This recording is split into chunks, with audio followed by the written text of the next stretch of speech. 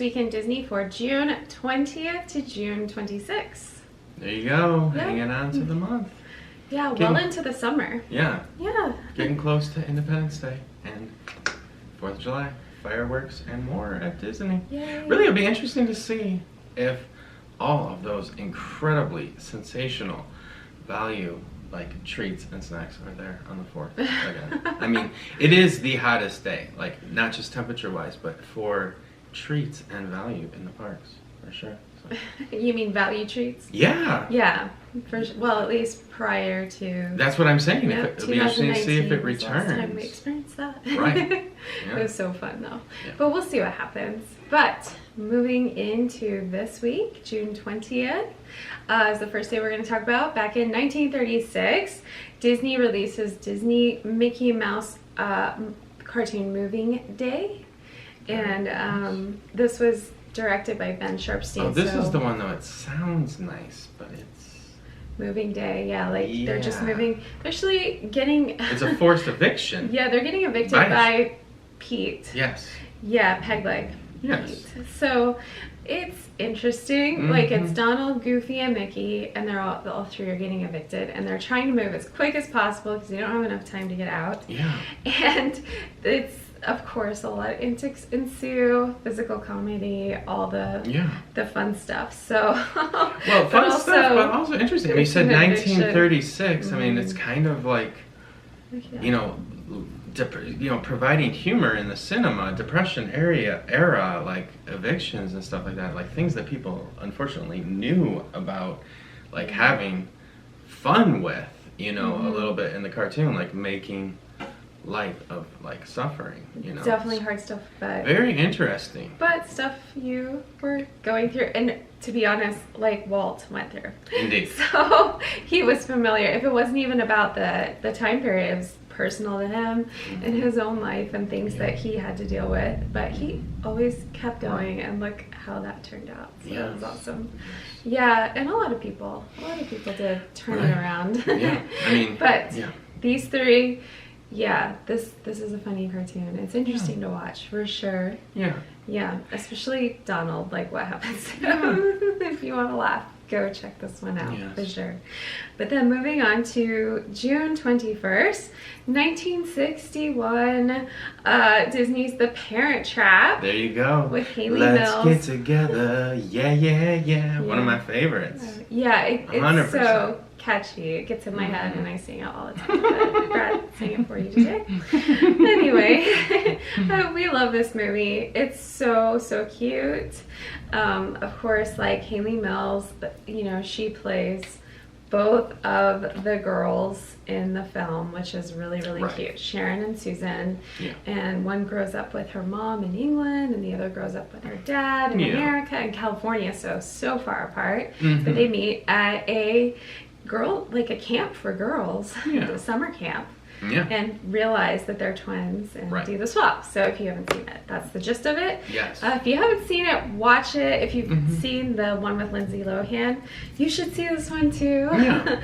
They're both good. Really good. Right. Yeah. I mean, I think this one's my favorite, but yeah. And you could be tempted to like imagine that like this was maybe like a first, like Disney innovated like the like shtick of, you know, a single actor like playing like you know, both parts of a role, but you know, you did have like the Patty Duke show, and like, you know, that was black and white, so it definitely like predated, and you know, this shtick probably like very popular. Well, it's based on a book called Lottie and Lisa. Okay. And so with the songs, Let's Get Together, For Now, For Always, are both written by the Sherman Brothers. There you go. That gives a clue to why they're so catchy Last and enjoyable. So this is a movie like we watch over and over in our house for sure. This is true. Yeah, it is true.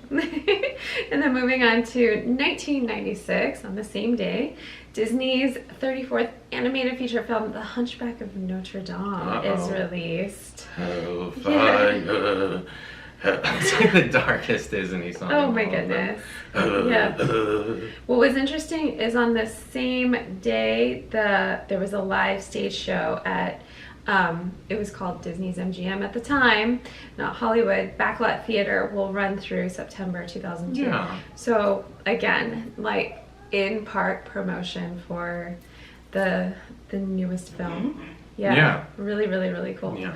But but I might say, this is non-Disney, but if you are like, Oculus or VR like headset like owners, there is a remarkable VR experience. They shot a documentary of the Notre Dame Cathedral, both prior to and after the fire, and they take you there, that you experience it. It's quite an experience to just really have an appreciation for that icon and the devastation it went through, but like what we're coming up to, which will be the reopening of Notre Dame. So. Yeah, definitely. That's a beautiful thing to see. Of course, this film is also based off another novel, which is by Victor Hugo, loosely based. Yes. Yeah. And then I love that Disney is keeping this film in the fireworks productions, like with Harmonious. Yeah. Right. It's not Enchanted? It may still have a presence there. It obviously was in. Yeah. We were at Disney the other day, and I was wondering, like, after the 50th, that there's going to be another fireworks show. It's very possible. Just because, Yeah.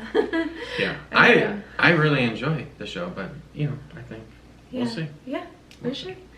Okay, moving on as well to same day. We're still on June 21st, 2013. Monsters University is released. It feels like it hasn't been that long ago. Right. Still remember the monorail.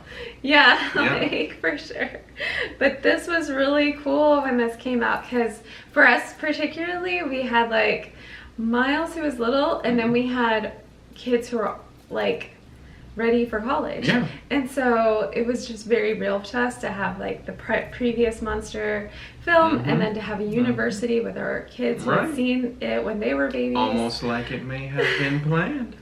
Shut up. It was so cute. But we had a lot of fun going to see that in the theater.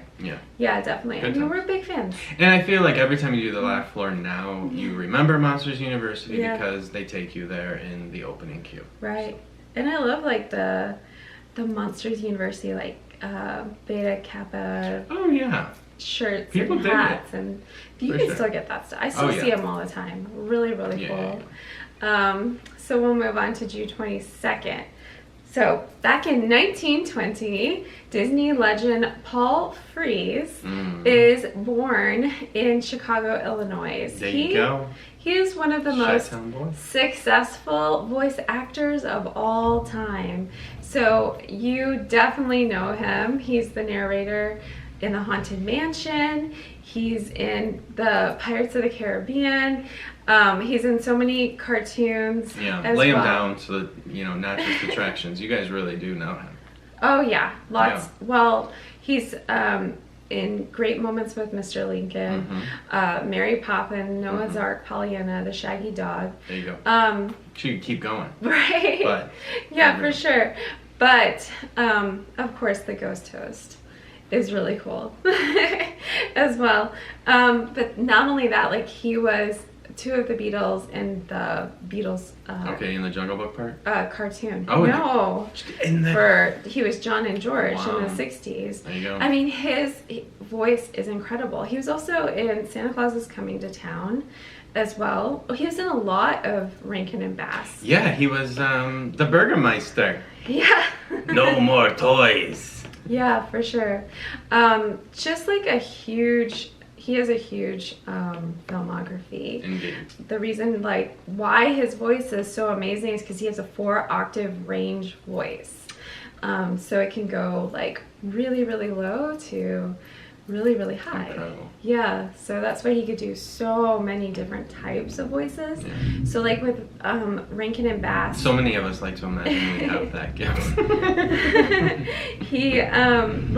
He was in The Last Unicorn. I thought you'd think that was cool. That's like my favorite movie. Yeah. Yeah. But he did there's a whole story to it, but I'll spare you. In Frosty the Snowman, he was Hocus Pocus. But in Jack Frost, he was Father Winter, and Kubla Cross. So like he's Christmas. He's in all the Christmas movies actually. Yeah. But Rankin not and just Bass. that, he did like Rocky and Bullwinkle, Boris. That yes. Yeah, and then he did George of the Jungle. There you go. Of course, same studio. So lots of that. But then he also did. He didn't just do like cartoon work. He also did like. You know, big production. Yeah. Okay. Probably stage too. Well, Orson Welles. Like narration. radio. So he did tons and tons of radio, but he was or narrations like The Manchurian Candidate, Earth versus the Flying Saucers. I love that one. Very uncomfortable opening honeymoon scene, but go ahead. In a car. Also, he was in Knight Rider. Okay. As Carr. So not Kit, but Carr. What? Yeah, it was like a 3rd season thing, but okay. He was just in so many things. He has a big filmography. But the anti-Kit.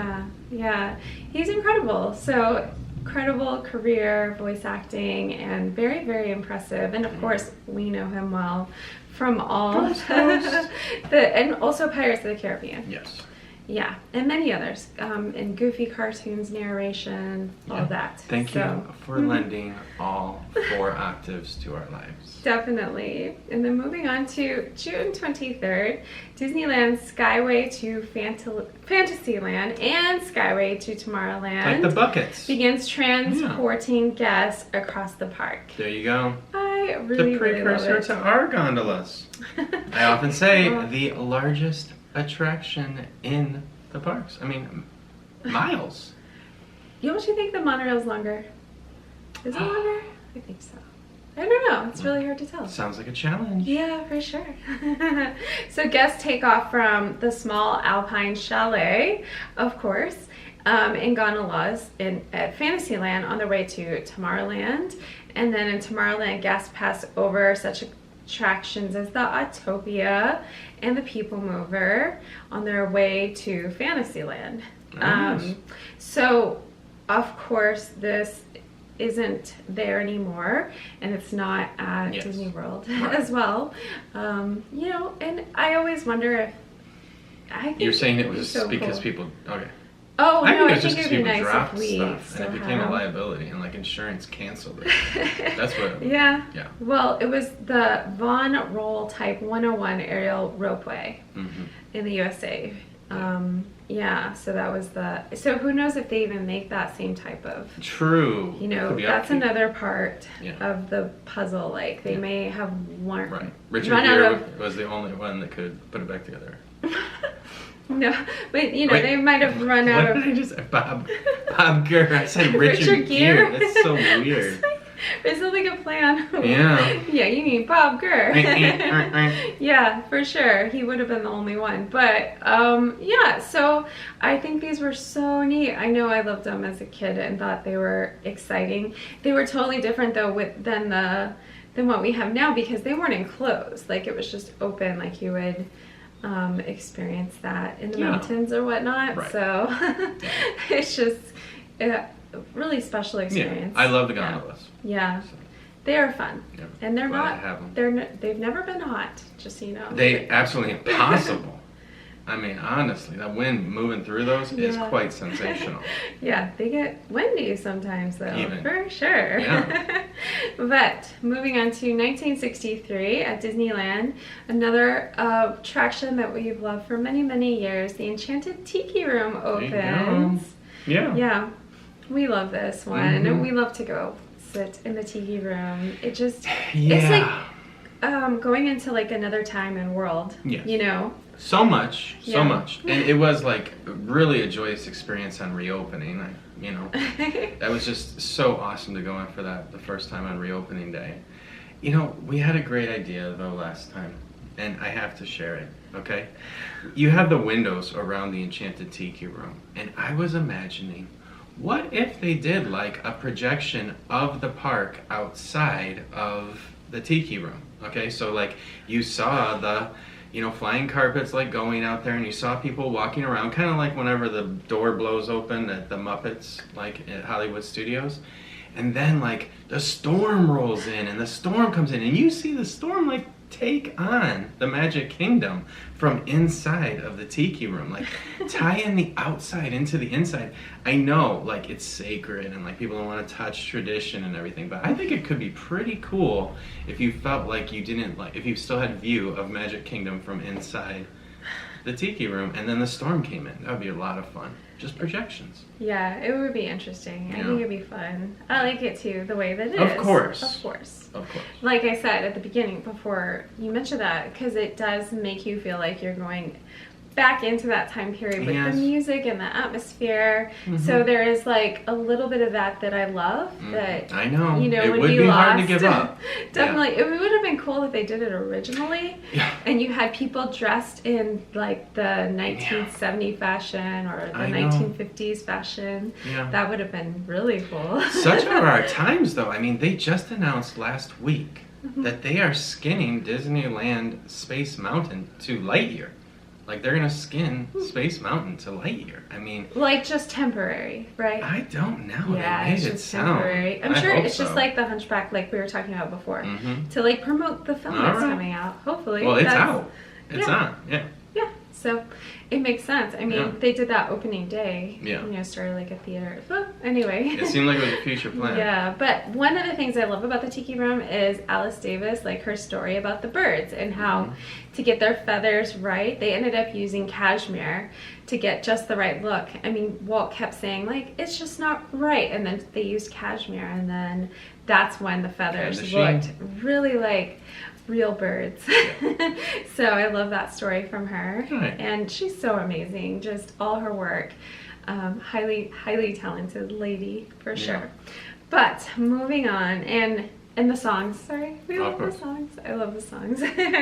Moving on to 1967. This film, if you guys haven't seen it, this is a good, like, relaxing summer afternoon watch with, you know, your kids or whatnot. The Happiest Millionaire, starring Fred MacMurray. We really love this film. It's really interesting. It's there's so many elements. You're just gonna have to go watch it. Yeah. They have a pet crocodile, which is really fun. Yes. Because, you know, they're not It's Fred scared. MacMurray. Yeah. And his daughter. Yep. Miss Scarlet is his daughter. Oh, like Clue. Yeah, Oh my goodness. Leslie Ann Warren. Whoa. Yeah, which is kind of weird because I always feel like her name just is Scarlet. That's how I know her. Well, she has many other, but she's yes, Leslie, in her of heart. course, in her real life. But she's she's so young. Like she's probably like 17 or 18 But in this immediately film. recognizable. Oh yeah, but I mean, she retained her youth. yeah, she's really cute. So she's, you know, upsetting her dad in different ways. Of course, there's a boy involved. And what about what about Club 33 and? Oh yeah, there's like a phone booth There you in go. this film that they use, and so apparently it's at Club 33 at Disneyland, and it's something that guests of Club 33 can go and make phone calls on. So they hopefully still have that over there. Very interesting from the film. I think this was one of Fred MacMurray's last films I believe I remember that he to be did correct. with Disney. no, he had like, I think it was 9 films. But anyway, yeah, with his contract. Right. 9 or 10, something like that. But yeah, this was a cool one. So if you haven't seen it, go check it out. It's really fun. In 2018, a sand sculpture festival takes place in Ostende, Belgium. Okay. Probably not saying that right. It's Ostende, Ostende, Belgium. Yeah, this was really cool. You can actually go look this one up and see the pictures of the sculptures online because it was all related to Disney, PIXAR, And voluminous. Star Wars, superheroes, like all of it. Yes. They were doing huge huge sand sculptures, 150 to be exact, and they're gonna run through September, so a couple months there, and as long as, you know, the weather doesn't take them out.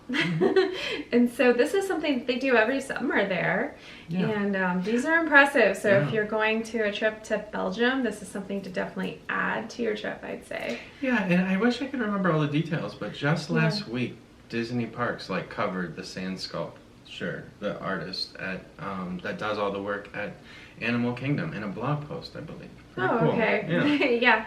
But like I said, go check these out. You can Google it, and it's really interesting. Yeah. Very, well done. very impressive. In Belgium. Keep your buckets and shovels ready. And then June 24th, 1893, back in, again, another Chicago, Illinois, someone we know very well was born. Roy Oliver Disney was born June 24th. The first, of course, statue before his to come at night, brother at night. Walt. So they both were born in Chicago before they moved to Marceline, Missouri. So they got to, and we're from Chicago, so we always appreciate that connection and being able to see that. Of course, he helped Walt with the business and basically the finance end, and was there to help his brother, and he needed the help, of course, as the company got bigger and bigger, and he did a great job. And in fact, after Walt passed away, he really made it so that we could have Walt Disney World. He helped push the project through and tried to see his brother's vision with the Imagineers and everybody else involved. And so it really, we wouldn't have Walt Disney World without Roy. And of course, like, he was the one who said, instead of calling it Disney World, that we should call it Walt Disney World. So it probably, if Walt had been alive, it probably would have just been Disney World.